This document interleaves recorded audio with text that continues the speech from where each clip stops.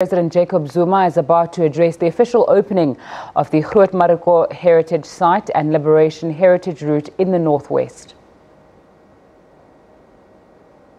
Some people had to take decisions, and some of them very serious decisions, to bring about freedom. As I was sitting here, I was thinking about many of our comrades who passed through here on their way to be prepared to be proper MK soldiers, and those who passed through here on their way back. In other words, who were lucky not to be arrested here on their way up and out and on their way back to fight. Some of the comrades I was arrested with here are no longer alive. Some of them, we went to Robben Island together, and some of them we finally went into exile through other routes. No longer Groot Marico. I'm saying this because I think we can tell the story of our freedom fighting in many ways, in many respects, and many angles. This is just one small story. There are very epic stories of those who left and who were indeed more clever than us in order to be arrested.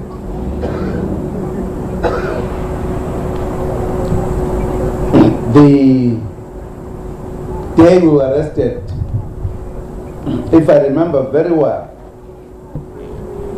we left Johannesburg in 4 Kumbis and a private car which was driven by our commander, who always accompanied people to the point of crossing. More than many other time, he would cross to finally deliver them that side and drive back. Comrade Lombard Levi Mbata. On that day, as usual, he was driving the small car, accompanying the whole group.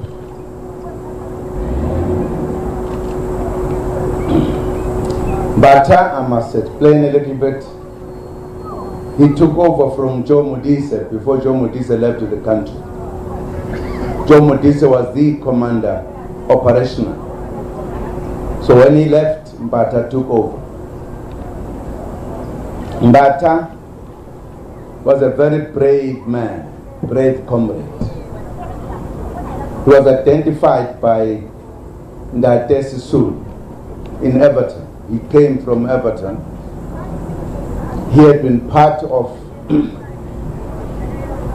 the organization there.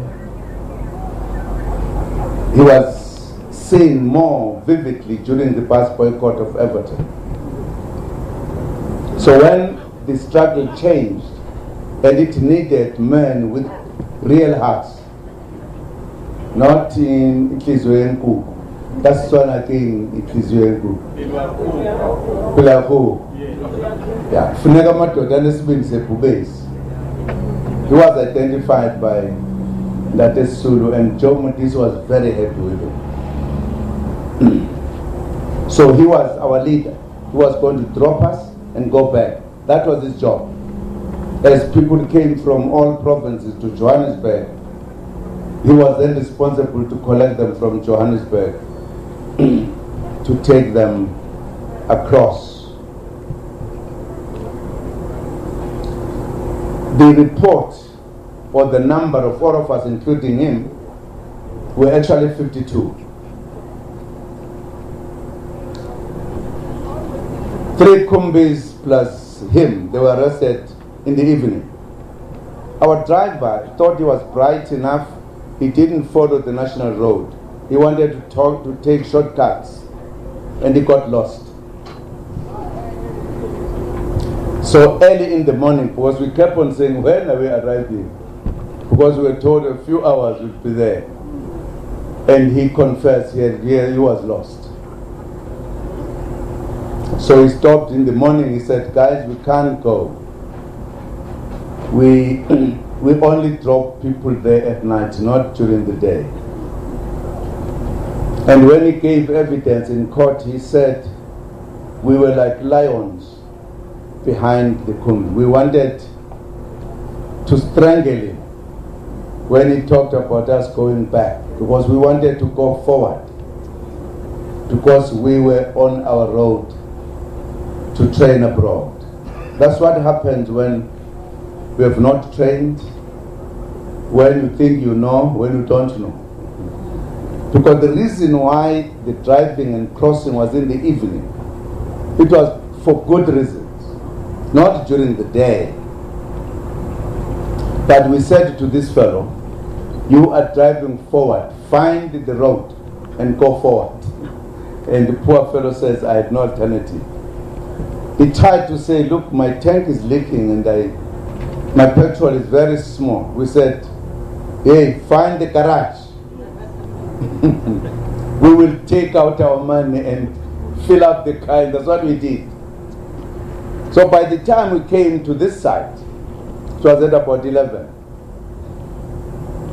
Because we woke up, went to the garage, spent a bit of time. And when we were arrested here, the van was driving from the Pretoria direction, and they stopped us. And they came and said, yeah, where are you going? We said, we are going somewhere. Now, I'm telling you because after that, I was able to reach where I originally wanted to go and train and realize how untrained we were. Because even what is called in the underground world, the legend, the story, that is not the real story. We didn't have. So we did not know we were in trouble until we were taken to Zerast for serious questioning. Didn't we say different things? Because there was no story that had been put together. And we were laughing when we were in Pretoria finally to say, yeah, we sold ourselves. Because we were put in the garage in Zerast, and then we were called one by one. And some were asked, yeah, where are you going? No, I'm going to buy some cattle this side. Where? You don't know a village. Others will say, no, we're a team. We are going to play that side. We're a team. Didn't you see that we are 11? And the other one will say, no, we are going to pay Lobola somewhere. So the stories were many. And we knew that men were in trouble. Because in terms of the rules, if you were going the route of MK, there must be a story that we all know, that we repeat, so that we don't make somebody suspicious. It brought us many lessons, the arrest here. For an example, we were given new names in Johannesburg before we left Johannesburg. Even then, we're not told you will only use this name after crossing. We are told from now on, you are you are so and so. My name was Lucas Ntuli. So you believe that we have been told by the leaders from Joburg, so anybody who asks you now from Joburg, you are Lucas Ntuli. So you are asked here, what's your name? Lucas Ntuli. Man, and in no time, if they find a piece of paper in your pocket, as they found one in me, written Jacob Zuma, said, who is this one? So I said, no, why do you put a paper in my pocket and ask me? You just put this paper now, huh? I'm denying my name. Because the instruction is, you are Lucas into it. Serious. I'm just giving you snippets. Because I'm going to write a book with greatest details, including what happened, including when, because by the time we were now selected to leave, we already belonged to MK unit. Many. This was a mixed group. Some of the people here had been volunteers, and some were actually part of MK inside the country. There were some, because of the number, coming from different areas, who have been recruited just afresh, but the majority were cadres of the ANC. And I had a discussion with my commanders when we were now deciding that I must leave to up the training. That will be in the book, because certain I'm going to tell my story.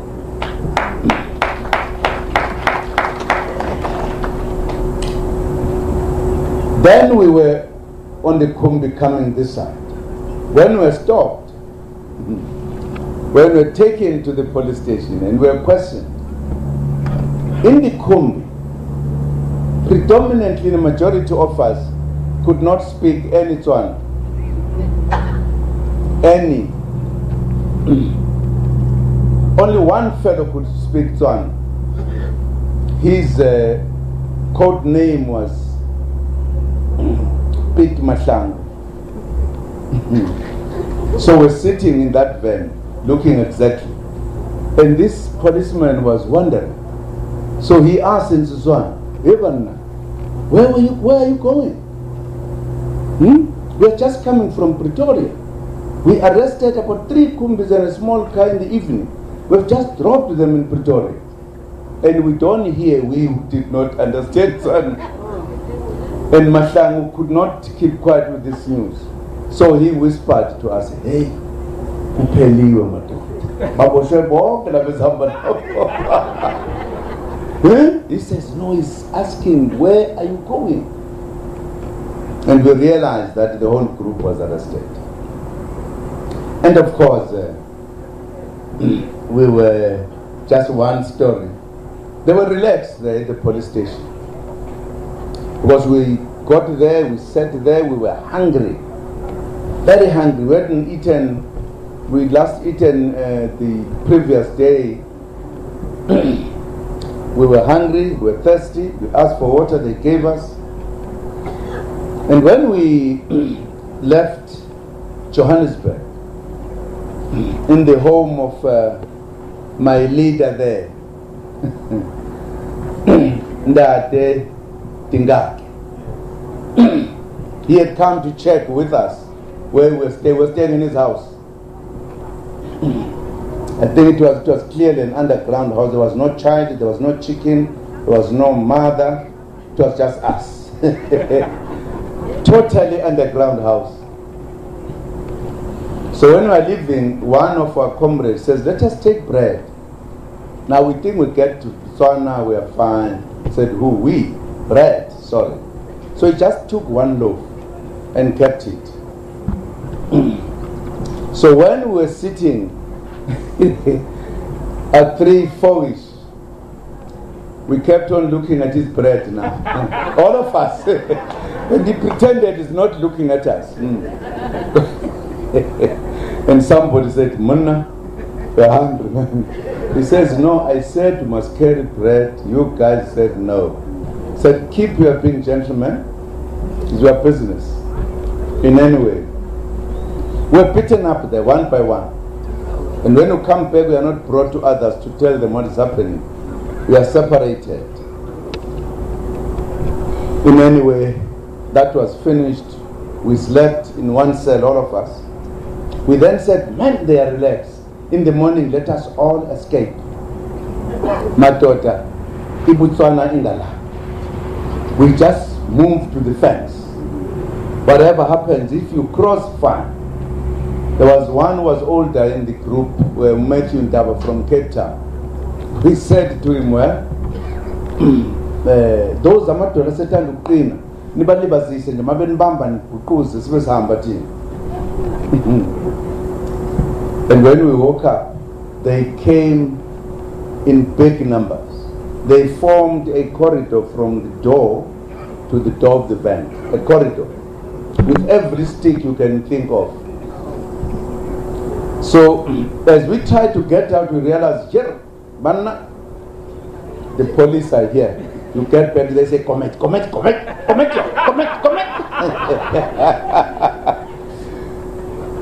And you realize you can't take a chance, except one fellow called Raut Mkonas. He died, was it last year?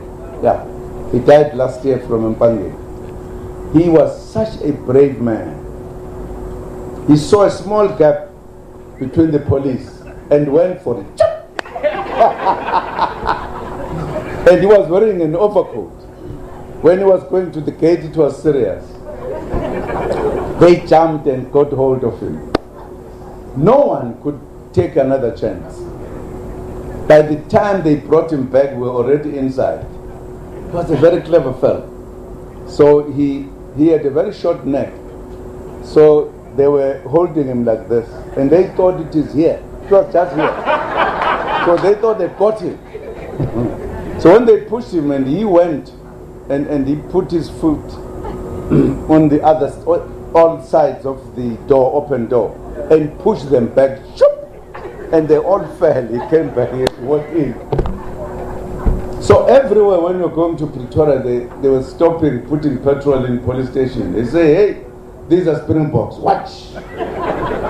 Say, hey, Mkwanas, you put us into trouble, man. As a result, we went to a Marabastad police station. I'm telling you, we were beaten. Beaten and beaten and beaten. Firstly, when we came there, all the carrying sticks. And somebody speaks in Afrikaans, somebody interprets in Sesotho, we hear nothing. Only Pete Mashang helped us. Today, they are saying, don't try to escape here. This is Pretoria. You don't play around. So, one fellow nicely trying to get out, Ogam Keys, when he just showed his head, Sakali Sakile Kala. What he was Shamaton? Was Shaya? Sachigeles of Leapin Pagatish. Comment. Nabugalo Raut Mkwanas. Not for me to be safe, I must be closer to this fellow. Kamone Bambu just work out. Elunga kanje. What bet ba shy van? Wapu. Namlandele to one fellow who ended up really giving in was beaten here, just behind the ear, and a vein was cut into two. The blood was just wavuka wabambala wacindezela sambamba ngesandla because we had nothing. And he was a very good theoretician. We were with him in the trade unions, in the party, everywhere. His understanding was very above. His understanding went zero. That he what?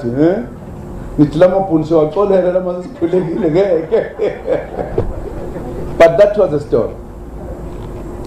And I've never forgotten this place because it was one of the happenings in my life that I'll never forget.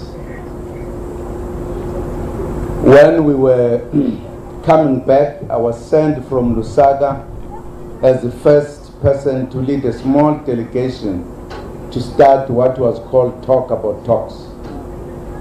We flew in directly to Jan Smuts Airport. And when I was going back, the information had leaked. So we said, because I was going back for 1 day to report and come back, so we agreed that I can't come to the public place. I will come quietly, fly to Botswana, and then they will fetch me at the airport. The police, who now have to protect me. In fact, I must say this, because on the day I was being taken to the airport, I was going to fly and come back. One young policeman sitting, two of us in the car, he looks me in the mirror, he said, "Mr. Zuma, life is something else." I say, "Why?" He said, "Just a few days ago, my instruction was that where I see you, I must arrest you. If you resist, I must shoot you." He says, "But today, I've been given instructions that if anybody comes next to you, I must die first before you die." Says the instruction has changed.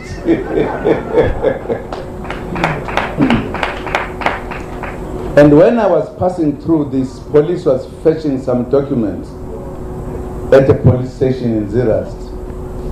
And he went in. When he came back, I said, "You are giving me a serious problem, because we are revoking my memory of many years. It is in this police station where I was first questioned." So this to me is an important one, because as I say, many of our comrades are no longer there to tell the story, how they felt on that day and what happened thereafter, because this was the beginning of a journey to Robben Island. So I would like to thank the province. I want to thank you more because we are talking about the root. The ANC, I think, is the only political organization that will tell you how it is to travel from South Africa to Zambia to Tanzania. Not flying, crossing the Zambezi. But the role played by our brothers and sisters in Botswana, there was no other way to leave South Africa except Botswana. So the work that comrades like Ndade Tingake, they were doing, they were operating in the structures in Johannesburg, but they also have to operate outside to find the routes, other comrades in Botswana to take comrades across, up, and there were very few who crossed in the 60s who went in any other place except here. Even the biggest leaders, they crossed here. Those who crossed and came back, they came back here. So this route is absolutely important. And I'm sure if you know it better next time, and I don't know what the name of this road, N4. It could say something better than N4. I'm just saying N4 is just N4. But many of the cadres, those who are alive, those who are no longer alive, they use this road in the main. So I'm saying it could have another name that tells the story, that tells the history. Absolutely. However, I was just telling a small story of me coming to here. I was 21, very young man, full of strength and imagination and everything, ready to fight and die. I had a discussion with my commanders. I was the breadwinner at home. My younger brothers were still small. When they wanted to tell my story and I told them, they said, "No, you can't go. You are going to operate inside here." And I said, "Who must go?" Says others who at least have families who can assist. I said, "No, you are telling me a wrong thing, my commanders." There were two commanders. If I look after my family and try to just to feed them. What that has to do with contribution to liberate the country? I think if I go, I leave them, they are human beings, they'll know how to live.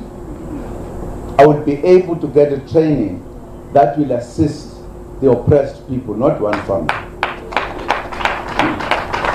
They said to me, you have said it all. You can't argue anymore. So that's why I was here. And indeed, that's what has happened. Thank you very much, Director of the program. Thank you very much indeed.